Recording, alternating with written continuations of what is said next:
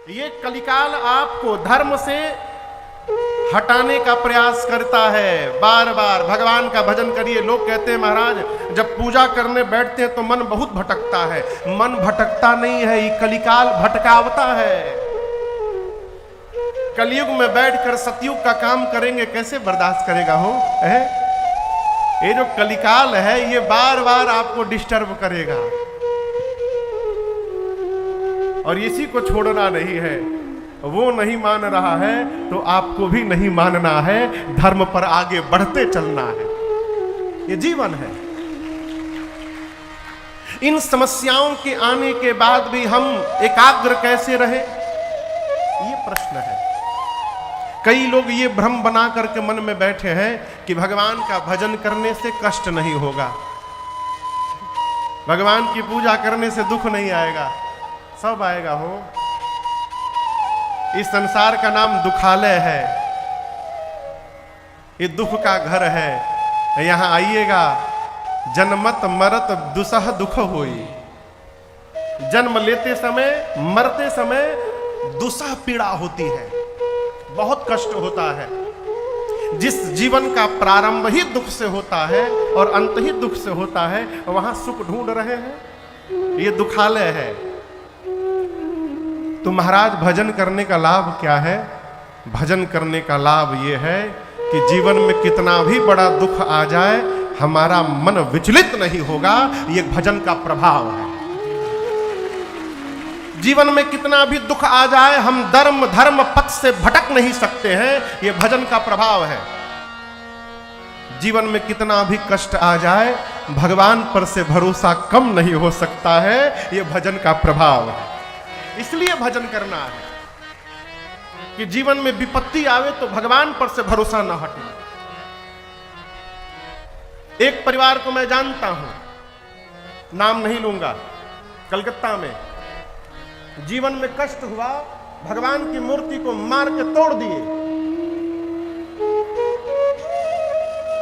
उसके बाद खूब रुपया हुआ।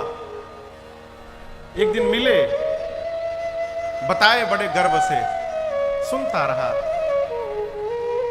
लेकिन आपको बताऊं, जाने के पहले 50 साल की अवस्था में चले गए, जाने के पहले उनके लड़कवा घरवा में बांध बांध के पीटते थे उनको। वो दुर्गति भाई, वो दुर्गति भाई, आप कल्पना नहीं कर सकते हैं। शंभू चाचा भी जानत हैं। इसलिए भगवान के भजन आवश्यक है कि जीवन में कष्ट हो तो भगवान पर से भरोसा कम ना हो जाए। झंझट कहां नहीं है, वो झंझट यहां झंझट कम है का? ये जो बाबा बैठे हैं, बगल में पार्वती मैया बैठी हैं, कपार पर गंगा मैया बैठी हैं, ये कम झंझट है का हो?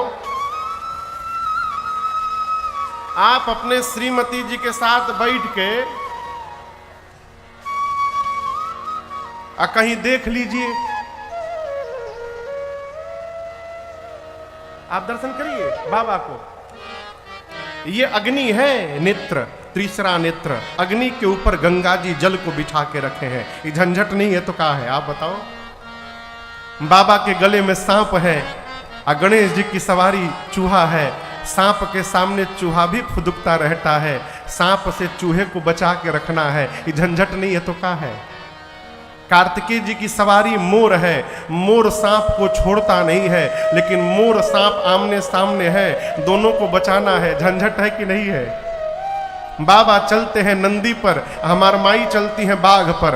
बाघ के आगे, सिंह के आगे नंदी महाराज। एक ही पार्किंग एरिया में दोनों लोग खड़े हैं, कोई टच नहीं कर रहा है। ये झंझट नहीं है तो क्या है?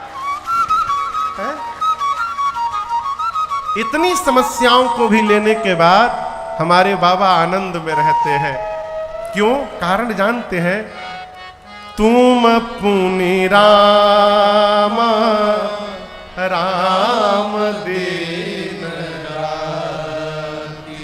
दिन रात बाबा राम राम जपते हैं। और ये भजन का प्रभाव है। देखिए, जहां भजन सिद्ध हो जाता है वहां से विरोध समाप्त हो जाता है। जिस घर में, जिस स्थान में भजन सिद्ध हो गया, ये भजन सिद्ध कब होगा? निरंतर करते रहने से। वहां से विरोध धीरे धीरे अपने आप समाप्त हो जाता है। इसलिए जीवन में युवा अवस्था में भजन छूट ना पावे, इसका ध्यान रखिए। यदि हमारे जीवन में भी भजन प्रवेश कर जाएगा तो हम भी झंझटों में शांत बने रहेंगे, व्याकुल नहीं होंगे। और याद रखूं, भगवान को मन में बिठा के रखना है। थोड़ी बात कड़वी है, बोलूं? हाँ,